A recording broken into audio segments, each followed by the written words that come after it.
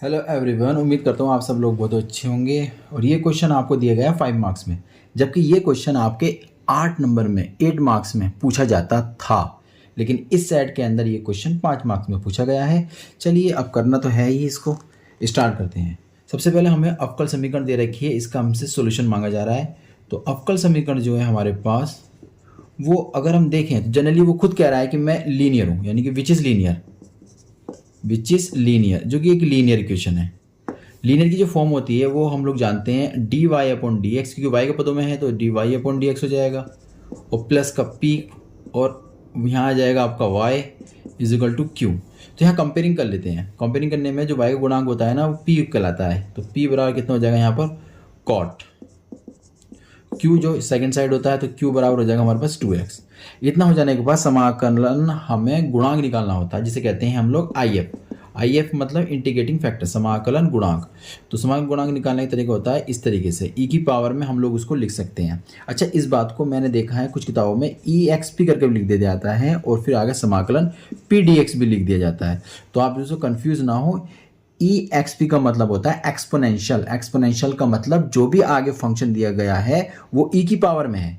ठीक है, तो ऐसे भी लिख दिया जाए तो आप परेशान मत होइएगा। ओके, नेक्स्ट ई पी जो हमारे पास दे रखा है वो कॉट दे रखा है।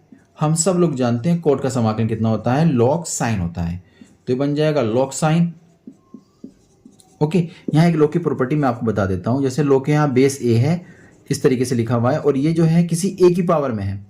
अगर आधार ए है और जो उसकी पावर है वो log में है, log का आधार भी सेम सेम हो जाता है, तो आप उस रिजल्ट को लिख सकते हैं x, यानी कि ये दोनों आपस में एक तरीके से 1 बना देंगे, तो बचेगा मेरे पास ओनली x। ठीक है, तो याद रखिएगा इस बात को। तो यहाँ पर भी सेम कंडीशन यही है कि हमारे पास log आ जाता है, बेस में क्या होता है उसके e होता है, दोनों सेम सेम होते हैं, इसलिए यहाँ से हम लोग डायरेक्टली साइन लिख सकते हैं। तो आई एफ मेरे पास आ गया। अब जो अवकल समीकरण होती है इस टाइप की, इसका सॉल्यूशन जो बनता है वो थोड़ा सा आपको देखना पड़ेगा। सॉल्यूशन बनता है इसका, लीनियर बनी है y के पदों में, तो y डॉट, और जो आई एफ निकाला है उसकी गुणा यहाँ करेंगे, I F is equal to समाकलन, यहाँ आई एफ आ जाएगा डॉट q, जो फंक्शन आपने लिया था q, और dx, और प्लस एक कांस्टेंट हम लोग ऐड कर देते हैं। ये होता है हमारे पास लीनियर इक्वेशन का सॉल्यूशन। इसको सोल्व करना है और हमारा आंसर आ जाएगा। तो y आई एफ हमने निकाला, साइन x आया हमारे पास, साइन x, और समाकलन का निशान आ जाएगा।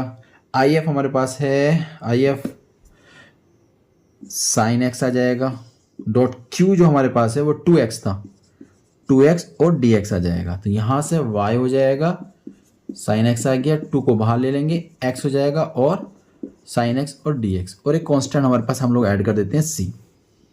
ठीक है, इतना हमारा हो गया। इसके बाद हम लोगों को थोड़ा सा और करना है बस।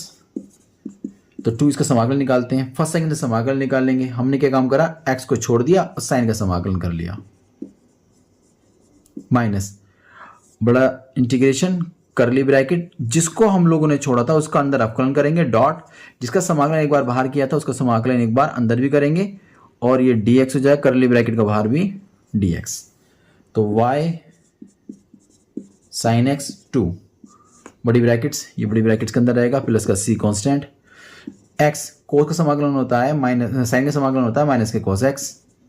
ठीक है, माइनस ये अवकलन करके dx का अवकलन 1 हो जाएगा, इसका कोस बन जाएगा माइनस का, तो माइनस का कोस हो गया, dx और प्लस का कांस्टेंट c। यहाँ हो जाएगा y साइन x बराबर 2 ब्रैकेट्स, माइनस का x cos x, minus minus हो जाएगा प्लस, अंदर बचेगा सिर्फ ओनली आपके पास cos, cos का समाकलन होता है साइन, प्लस c। ये क्वेश्चन होगी फर्स्ट।